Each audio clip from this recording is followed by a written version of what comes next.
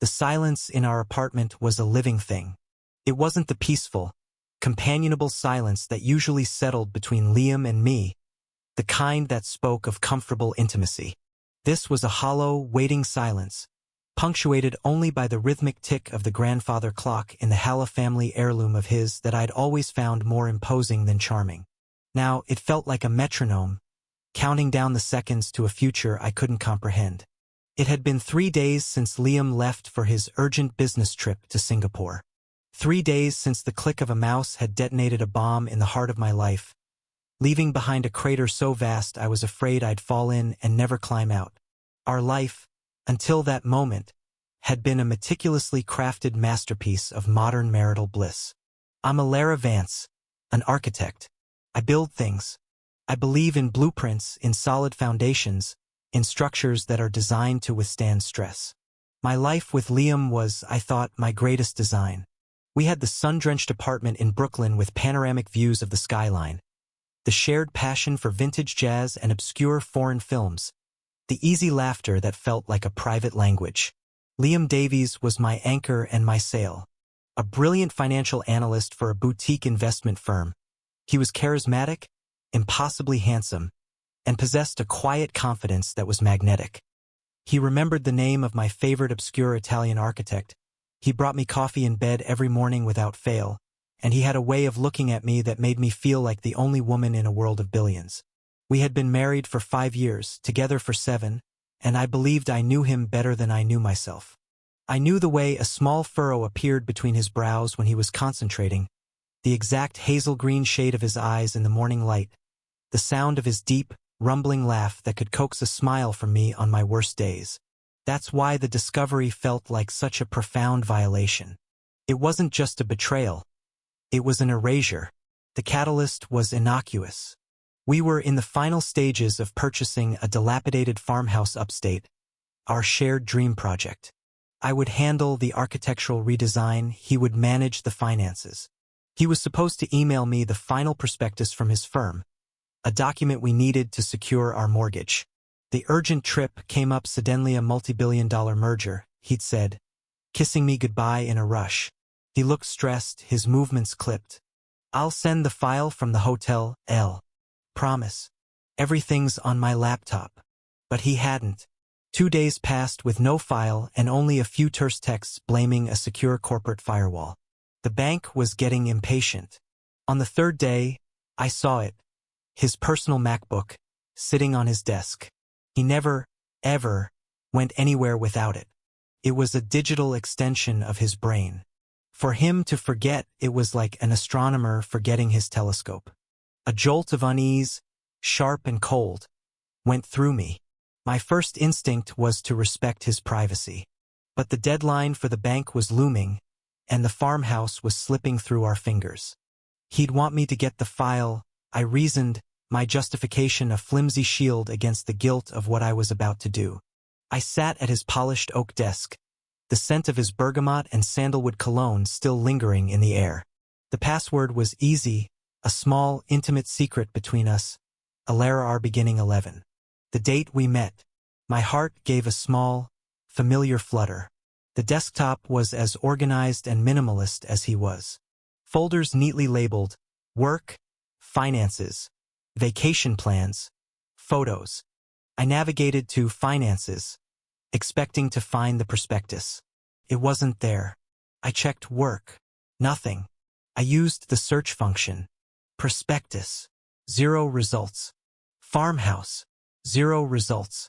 Annoyance began to curdle into suspicion. Why would the file not be here? I started clicking through folders more aimlessly. The photos folder was full of us. Us in Santorini, squinting in the Grecian sun. Us at my brother's wedding, me laughing into his shoulder. Us on the day we brought home our golden retriever, Apollo, who was now sleeping soundly at my feet, oblivious. Each photo was a testament to our shared history, a brick in the foundation of our life. Then I saw it. It wasn't a folder, not exactly. It was a file hidden in the deep labyrinth of the library cache, a place no casual user would ever look. I only found it because I was running a disk space analyzer, trying to see if there were large, forgotten video files I could delete to speed up the machine. There, amidst the gibberish of system files, was one anomalous entry. It was named sys_config.dat, a typical system file name, but its size was staggering, 87 gigabytes. It was a digital black hole. My architect's brain, trained to notice anomalies in blueprints, screamed at me. This was wrong. This was deliberate. My hand trembled as I double-clicked it. I expected an error message, a corrupted file warning. Instead, a simple, unadorned password prompt appeared on the screen. Elara beginning 11 didn't work. A cold dread began to seep into my bones. This was something else. This was a place I wasn't meant to be. I tried other passwords. His mother's name, his birthday, Apollo's name, the make of his first car. Nothing. I was about to give up, to close the laptop and pretend I'd never seen it, when a memory surfaced. We were in a jazz club 2 years ago. He'd had a little too much bourbon and was in a rare, expansive mood. He was telling me about his first big win at his firm, a massively successful hostile takeover that had made his career. It was a bloodbath, He'd slurred slightly, a strange, hard glint in his eye I'd never seen before. But we had to burn the village to save it. Project Lacuna. That's what we called it. Lacuna. A gap. An empty space. A missing part. My fingers, feeling like foreign objects, typed the word. Lacuna. The password box vanished. The file unzipped itself, revealing not a single document, but a folder. The real folder. It was named simply with a symbol, a black circle, an eclipse, a void. My heart was a frantic drum against my ribs. I clicked it open. What lay inside was not a secret life. A secret life implies a second, parallel existence. This was a complete demolition of the one I knew. The folder contained other folders, each with a clinical, terrifying name.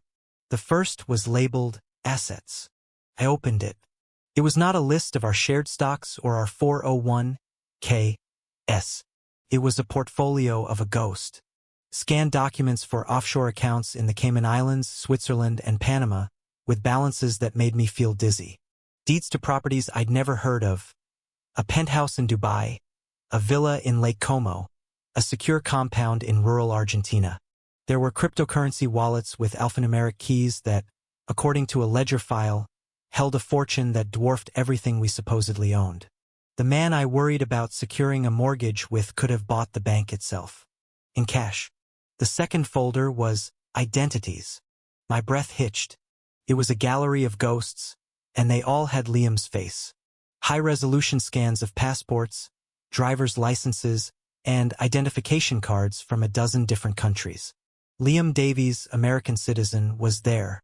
But so was Alastair Finch, a British art dealer with a slightly different haircut and steel-rimmed glasses. And Stefan Molyneux, a stoic German engineer. And Javier Cruz, a charismatic Spanish businessman. Each identity was supported by a full backstop. Birth certificates, university transcripts, social security numbers, all flawlessly forged. His face was the same, yet different in each one. A subtle shift in expression, a change in hairstyle, the addition of a faint scar above his eyebrow. He was a chameleon. The Liam I knew was just one of his skins. The third folder, Surveillance, made me physically ill. It contained subfolders, each named after a person or a corporation. These were not investment targets. They were espionage targets. The folders were filled with audio files of recorded phone calls, transcripts of private messages, GPS tracking data, and thousands of photographs. People followed, their routines documented with chilling precision. There were detailed psychological profiles, outlining their weaknesses, their fears, their vices. Liam, or whoever he was not a financial analyst. He was a predator. He was a professional extractor of secrets. My hand flew to my mouth as I opened a folder labeled Vance Industries, my father's company. The file was years old, dating back to before I'd even met Liam. It was a complete workup of their corporate vulnerabilities, their trade secrets, their key personnel. And then I saw the subfolder. Elara Vance. My own name. I felt the blood drain from my face. My world tilted on its axis, the floor seeming to drop away beneath me. With a click that felt like a death sentence, I opened it. It was a dossier. On me. It began 7.5 years ago, months before our first chance meeting at a gallery opening. It was him. His notes. Subject: Alara Vance. Daughter of CEO Robert Vance. Architect. Idealistic. Values authenticity and intellectual connection. Weaknesses: a strained relationship with her father. A romanticized view of the world. Craves a partnership of equals. Approach vector: shared interests in art, architecture. Present as an intellectual peer, not a corporate suit. Build trust slowly. Goal: proximity to Robert Vance via emotional leverage on the daughter. It was all there. A blueprint for my seduction. Our first date was detailed not as a memory but as a tactical success. Subject responded positively to discussion of Calatrava's work. Emotional connection established. The first time he said he loved me was logged as a milestone. Phase 2 complete. Emotional dependency secured.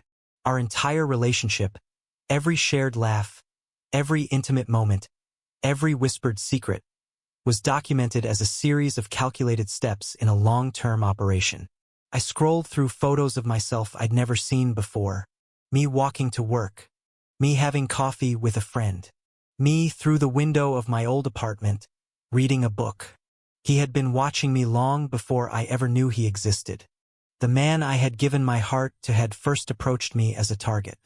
I felt a wave of nausea so powerful I had to grip the desk to keep from falling. I was going to be sick. The love story of my life was a lie. A meticulously executed, long con. I wasn't his partner. I was his collateral. I wasn't his wife. I was his cover. Who was this man? This stranger who slept in my bed, who kissed me every morning, whose child I had dreamed of having. The photos of us on the mantelpiece seemed to mock me, their smiling faces a grotesque parody of happiness. The man in those pictures, my Liam, didn't exist. He was a construct, a fiction designed to deceive me. I slammed the laptop shut, the sound cracking the oppressive silence of the apartment. My breath came in ragged, painful gasps. I looked down at my hands. My wedding ring, a simple platinum band he'd said represented unbreakable, honest love, felt like a shackle.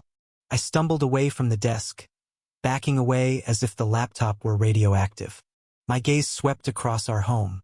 The art on the walls, had he chosen it because he liked it, or because his file on me said I would? The jazz records in the cabinet, were they his passion, or just part of his persona? The grandfather clock continued its steady, indifferent ticking, each sound a hammer blow against my shattered reality. Who are you? The question screamed in the silent cavern of my mind. Who are you? Apollo, woken by my distress, patted over and nudged my hand with his wet nose, whining softly. I sank to the floor and wrapped my arms around him, burying my face in his soft fur, my body racked with silent, tearing sobs. He was the only real thing left in this house of lies. Just then, my phone, lying on the coffee table, buzzed to life. The screen lit up the darkening room. Incoming call, Liam. I stared at the name, at the smiling picture of us I'd set as his contact photo. It was a picture of a stranger. A monster. My blood ran cold. Was he calling from Singapore? Or was he somewhere closer? Was he watching me right now? The thought sent a spear of pure terror through me. The phone buzzed again, insistent. My entire marriage, my entire sense of self, had been a lie. One click had changed everything. And now, the architect of that lie was calling me. My finger hovered over the screen, trembling. Answering felt like stepping off a cliff. Not answering felt like hiding from a hunter who already knew my location. The ticking of the clock seemed to grow louder, each second an eternity, as I stared at the name of the man I had loved, the man I had married, the man who had never, ever existed. The phone stopped ringing, plunging the apartment back into a silence that was now charged with menace. I remained on the floor, my arms locked around Apollo, my cheek pressed against his fur. The dossier was burned into my mind, its clinical, cruel words scrolling behind my eyelids like a cursed ticker tape. Approach vector. Emotional leverage. Phase 2 complete. I was not a wife. I was a project. Project Elara. A new feeling began to push through the shock and grief. A cold, sharp-edged fear. The man I knew as Liam wasn't just a liar. He was dangerous. The surveillance files, the fake identities, the offshore accounts, this was the work of a professional, a man who lived in the shadows. And I, his wife, his cover, was living in a house he had built, a stage he had set. Every object, every memory was now contaminated. The apartment no longer felt like a home. It felt like a cage. I had to get out. The thought was a jolt of pure survival instinct. I scrambled to my feet, my movements jerky and uncoordinated. My first thought was my family, my brother. But what could I say? My husband isn't who he says he is. He's a spy who targeted me to get to Dad's company? I would sound insane. And worse, if what I suspected was true, contacting them might put them in danger. The dossier on Vance Industries proved they were already on his radar. No, I was on my own. I moved through the apartment like a thief in my own home. I grabbed my purse, shoving my wallet and keys inside. My passport. I needed my passport. I ran to the small home office where we kept our important documents. There they were, side by side in a fireproof box, his passport and mine. I stared at his, the one that said Liam Davies. It was a lie. I snatched my own and left his sitting there. I needed to disappear, at least for a while. I needed a space to think where he couldn't find me. He knew my friends, my family, my habits. He probably had a file on every single one of them. The only option was anonymity. A hotel. But first, the evidence. Couldn't leave it. It was the only thing that proved I wasn't crazy. It was my only weapon. My mind, the architect's mind that he had so accurately profiled, started to work. It began to build not a house, but a plan. A blueprint for survival. Step 1. Secure the data. I crept back to his desk. The laptop felt like a venomous snake, but I forced myself to open it again. My hands shook so badly it took 3 tries to type Lacuna. The black circle folder reappeared. I grabbed a small, portable hard drive from my own desk, one I used for my architectural renderings, and plugged it in. The 87 gigabytes began to transfer, the progress bar a slow-crawling green slug. It would take at least 20 minutes. 20 minutes in this house of lies, where he could call again or worse, walk through the door at any moment.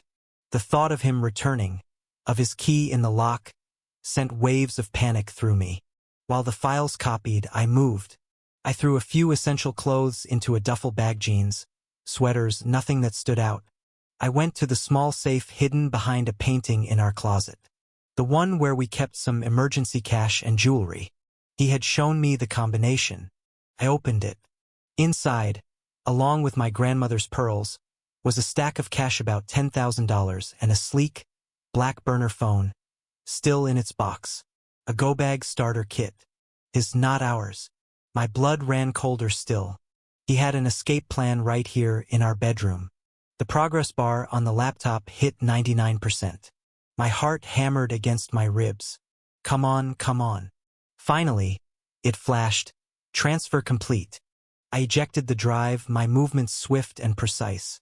I then went into the system's history and meticulously deleted every trace of my activity: the disk space analyzer, the browser history, the recently opened files.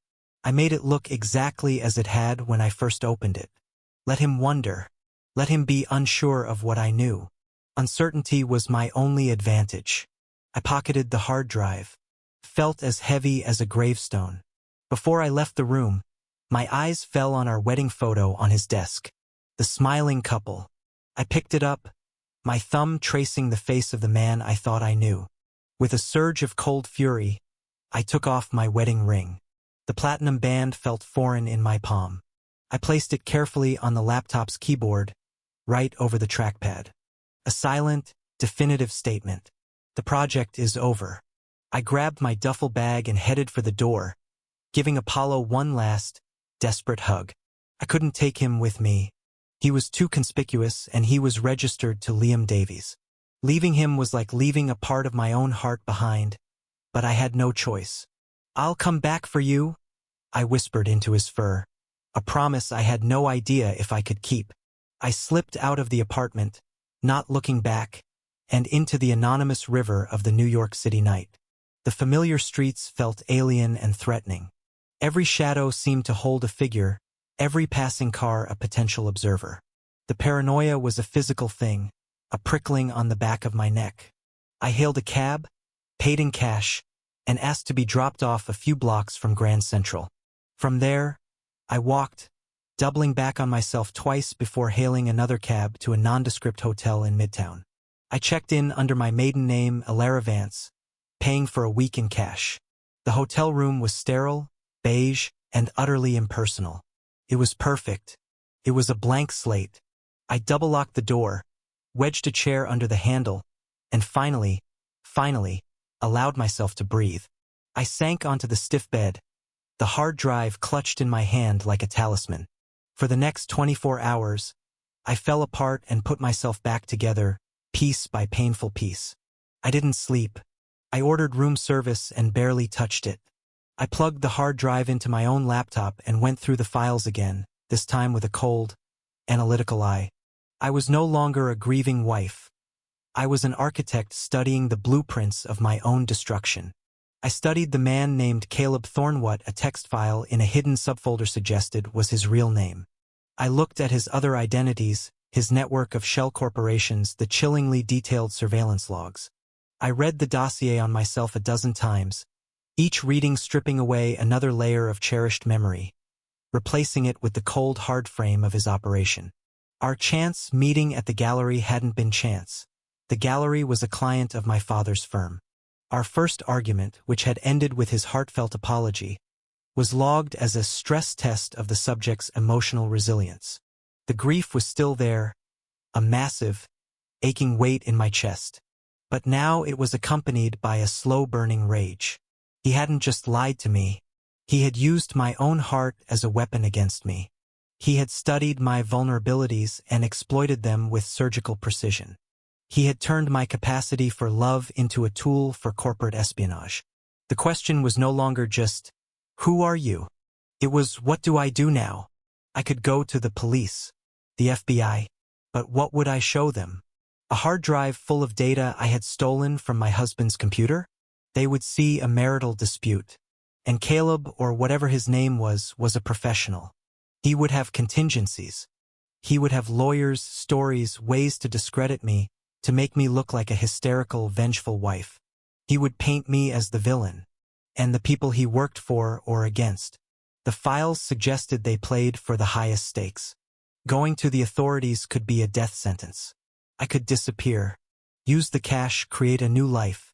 But that felt like running, felt like letting him win. He had taken 7 years of my life. I wasn't going to let him take my future, too. There was only one other option. Confrontation. I needed to see him. I needed to look him in the eye and ask him why. I needed to hear the lies from his own mouth. Maybe it was foolish, maybe it was dangerous, but I needed to reclaim the narrative. This was my story, my life, and he didn't get to write the ending. But it had to be on my terms. In a place of my choosing. A place where I was in control. I activated the burner phone. It was clean, untraceable. I sent a single text message to the number I knew by heart. "Meet me at the north side of the Washington Square Park fountain. 1 hour. Come alone. If I see anyone with you, I'm gone." It was a public place. Crowded. Witnesses everywhere. No dark alleys, no private rooms. He wouldn't be able to try anything there. I put on the most nondescript clothes I had, pulled my hair back under a baseball cap, and slipped out of the hotel. I got there 20 minutes early. The park was bustling with life students, tourists, street performers.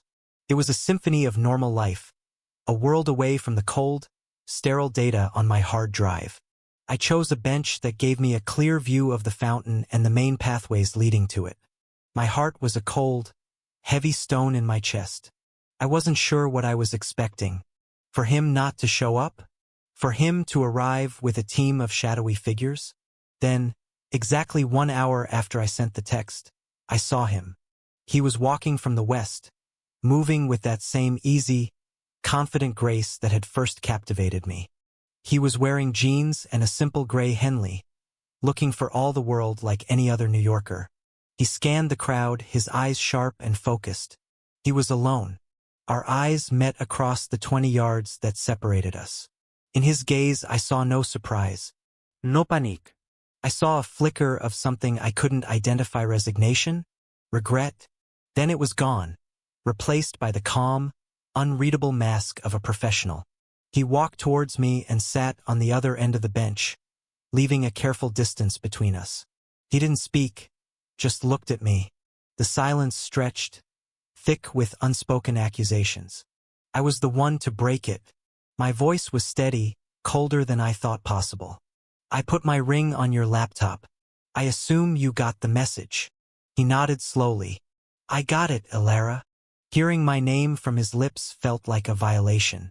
Don't call me that, I snapped. You don't have the right. Who are you? He sighed, a long, slow exhalation.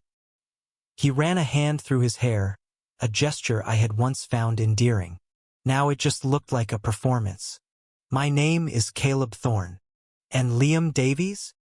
He was a job, he said, his voice quiet, matter of fact. A role I played. A role? For 7 years? Was our marriage part of the job description? Initially, he said, and the word was a physical blow. Initially, yes. The objective was your father's company. The rage I had been simmering in boiled over. The objective? Was making me fall in love with you an objective? Was building a life with me, talking about children, about growing old in that farmhouse? Was that all just part of the objective, Caleb? For the first time, a crack appeared in his composure. He looked away, towards the splashing water of the fountain. The plan was to get close to you, he said, his voice low. The plan was not to fall in love with you. I let out a harsh, bitter laugh. Love? You're going to stand there and talk to me about love? I read the files, Caleb. All of them. I read the blueprint for my own seduction. Emotional dependency secured. That's what your note said. Is that what you call love? A secured dependency? He turned back to me, and his eyes, those hazel eyes I had adored, were filled with a desperate sincerity that I wanted, more than anything, to believe. It started that way. I won't lie to you about that. Not anymore. But somewhere along the way, it changed. You changed it. What I felt for you, what I feel for you. That was real. The life we built, the home, the laughter. That was the only real thing in my entire goddamn life. Stop, I whispered, the word laced with pain. Just stop lying. I'm not lying, he insisted, leaning forward slightly. Alara, the circumstances were a lie, but the feeling wasn't. I was trapped in it, same as you. I hated it. I hated that the foundation was rotten, but everything we built on top of it was the only thing I ever truly wanted. Tears pricked my eyes, hot and furious. Tears of grief for the man he had pretended to be, and tears of rage for the fool he had made of me. Does it matter? I asked, my voice breaking. Does it matter if you think you felt something? You based our entire life on a lie. You targeted me. You studied me like an insect under a microscope. There is no us. There's just you and your operation, and me, the collateral damage. He looked defeated. He knew I was right. What happens now? He asked. Now you disappear from my life, I said, my voice hardening again. I stood up, needing to tower over him, to feel some semblance of power. I have a copy of everything, Caleb. Everything. If I ever see you again, if you ever contact me or my family, I will release all of it. To the FBI, to the press, to every one of your enemies on that list. I will burn your world to the ground. Is that clear? He looked up at me, and in that moment he just looked tired. You're in danger, Alara, he said softly. By knowing what you know, by being with me. You're a loose end. The people I work for, they don't leave loose ends. He reached into his pocket. I can help you. I have an identity for you. Clean. Money, a passport, a new life. A way out. He was offering me one of his masks, a place in his world of shadows. The thought was repulsive. No, I said, my voice ringing with finality. I'm not one of your ghosts. You took my past from me. You are not taking my future. I turned my back on him then, on the man who was both my husband and a complete stranger. I started walking, forcing myself not to run, not to look back. I could feel his eyes on me, but I didn't turn. I walked past the laughing students and the oblivious tourists, past the arch and out of the park. With every step, I felt a strange and terrifying lightness. The life I had known was gone, incinerated. The man I had loved was a phantom. I was walking into an unknown future, a future where dangerous people might be looking for me, a future with no blueprint and no foundation. I was terrified, but as I merged with the anonymous crowds of the city, a single powerful thought took hold. I was walking away from his lies, his manipulations, his world. I was walking towards something that was uncertain and fraught with peril, but for the first time in 7 years, it was mine. It was truly and completely mine.